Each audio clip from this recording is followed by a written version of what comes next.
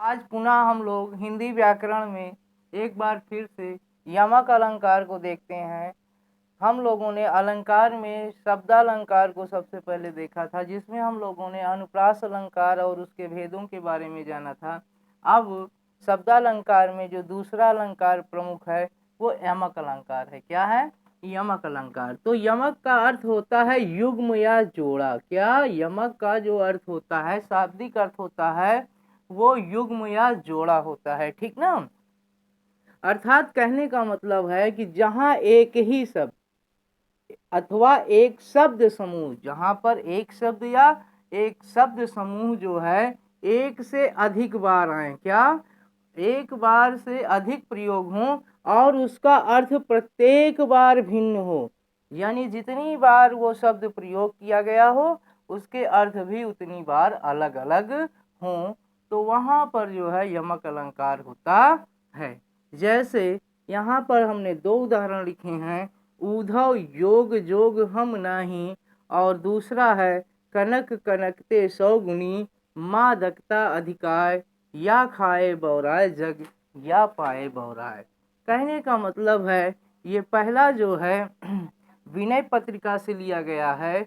उधव जोग जोग हम नाही, गोपिकाएं जो है उद्धव को समझाती हैं। जब उद्धव जो है गोपिकाओं को योग साधना के बारे में बताते हैं तो कहते हैं कि उद्धव जी, ये योग तपस्या जो है हम लोगों के योग्य नहीं है। ठीक ना? तो यहाँ पर एक तो योग मतलब योग हुआ और दूसरा योग मतलब योग्य नहीं। ठीक ना? दूसरे में देखते हैं, यहाँ पर दो बार कनक का इस्तेमाल हुआ है, दो बार कनक का प्रयोग हुआ है।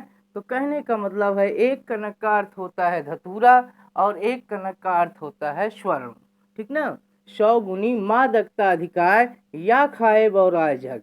अगर हम धतूरे को खाते हैं तो उससे जो है आदमी के अंदर नशा आता है, और या फिर अगर उसे स्वर्ण आभूषण या संपत्ति मिल जाती है तो भी वो बौरा सा जाता है। ठीक ना?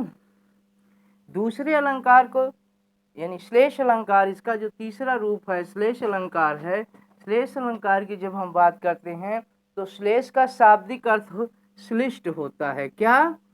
श्लेष का शाब्दिक अर्थ क्या होता है? श्लिष्ट। श्लिष्ट का मतलब होता है चिपका हुआ। श्लिष्ट का मतलब होता है कि चिपका हुआ, अर्थात जहां किसी शब्द में एक बार प्रयुक्त होने पर एक से अधिक उसका अर्थ निकलता हो। ठीक ना? एक शब्द के एक से अधिक अर्थ निकलते हों, वहां पर जो है श्लेष अलंकार होता है। जैसे रहीमन पानी राखिए, रहीमन पानी राखिए, बिन पानी सब शून, पानी गए न उबरे, मोती मानुष चून।